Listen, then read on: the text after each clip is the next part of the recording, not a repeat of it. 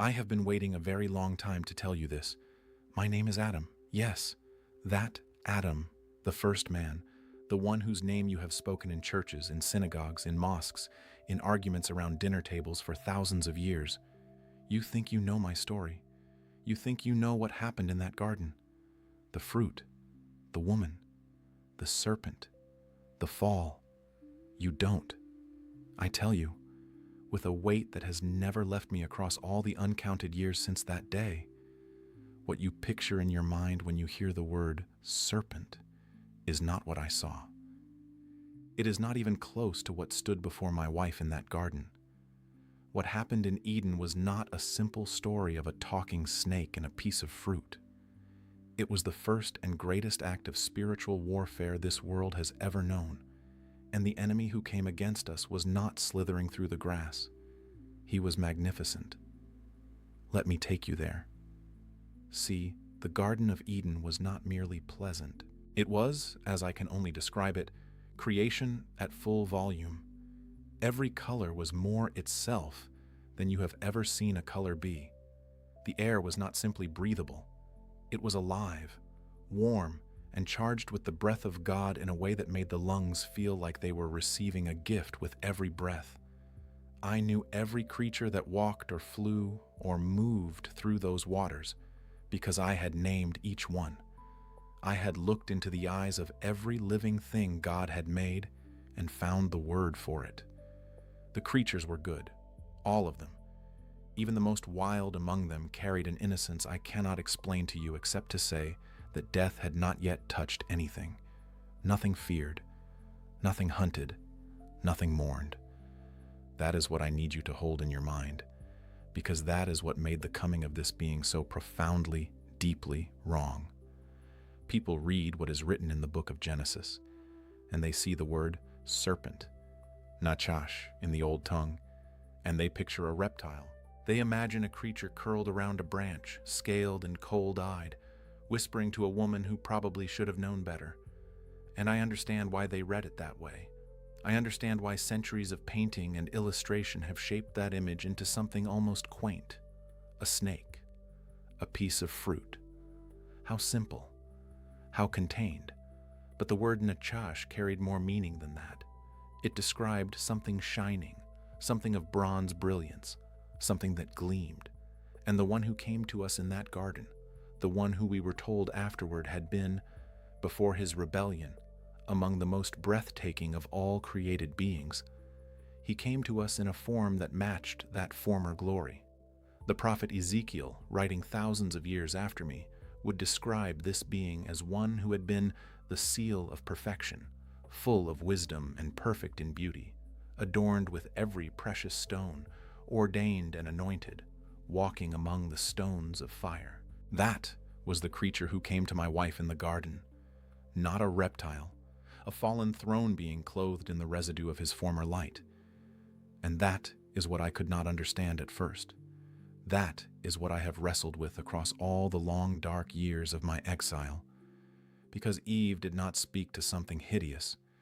She did not converse with something that looked obviously wicked or monstrous. If she had, if the deceiver had come to her wearing the face of destruction, she would have turned away. We both would have. He came looking like he belonged there. He came in a form that carried echoes of heaven, enough light, enough beauty, enough intellectual radiance to seem almost like a messenger of God. And he spoke with the cadence of someone who cared. He asked questions that sounded like concern. Did God truly say? Those words were not barked or hissed. They were offered gently, philosophically, with the tone of someone merely clarifying a misunderstanding. I was not far from them, and I will carry the weight of that forever, because here is where the real truth lives. And this is the truth I need you to hear. The theological tradition that followed me, the great minds who wrestled with this passage, from the earliest fathers of the faith onward, they all circled around one painful question. How could we have been deceived? Were we foolish? Were we weak? The answer that has always mattered most to me is not about foolishness. It is about the nature of the lie itself, the serpent, This shining, beautiful, terrifyingly intelligent fallen being did not ask Eve to do something that looked evil. He asked her to trust her own sight over God's word. He said, in essence, look at this fruit. Look at it with your own eyes. Does it not appear good? Does it not appear wise? Why would a good God withhold something that looks like this from someone he claims to love? He reframed God's protection as God's suspicion of us. He made the boundary look like a cage, and I who had walked in the evening cool with the Creator of all things, I who had heard his voice shape light and life, I stood nearby and said nothing, and then I ate. Not because I was deceived in the same way. The ancient texts and the apostolic witness both confirm this. I knew, and I ate anyway, because she was already holding it. And the thought of facing what came next without her, I chose her over him. That was my sin, not ignorance, loyalty to the wrong love in the wrong order. When God came walking in the garden that evening and called to us, "Where are you?" it was not because he did not know where we were. It was the most devastating question ever asked. He was asking whether we knew where we were, whether we understood what we had just stepped away from. And in that moment, crouching in the shadows, I heard the sound of everything changing. The air felt different. The ground felt different. And for the first time in my existence, I was afraid of the voice I had loved most. The curse that followed was not the act of an angry sovereign punishing subjects. I know that now, in the fullness of all that has come after.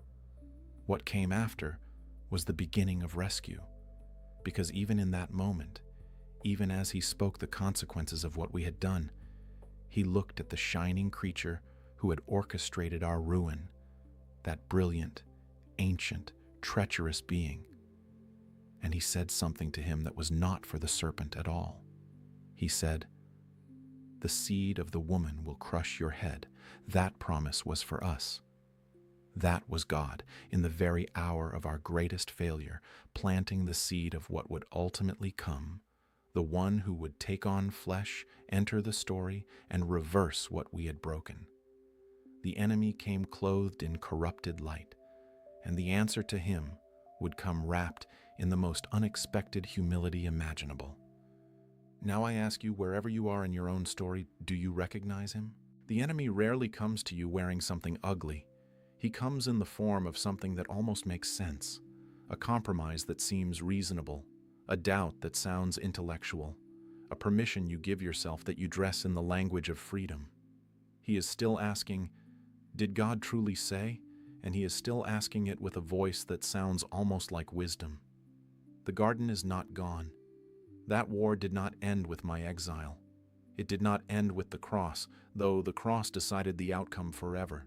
It continues in every soul that is learning, as I had to learn, that the boundaries of God are not the bars of a cage, they are the walls of a fortress, that what he withholds from you, he withholds with the same hands that formed you from the dust of the earth and breathed life into your lungs. I failed in the garden. I chose wrong. And the weight of that choice is something I cannot fully describe to you, but the grace that came after, the grace that has been the great story of all the generations since, that is not something I deserved. It was given anyway. Read that first book again. Read it slowly. Do not skip past the serpent, because the serpent is not finished with this world. But neither is the one who promised that the serpent's head would be crushed. That promise held. It holds still. Hold to that, especially in the hour when something beautiful is asking you to doubt what God has said.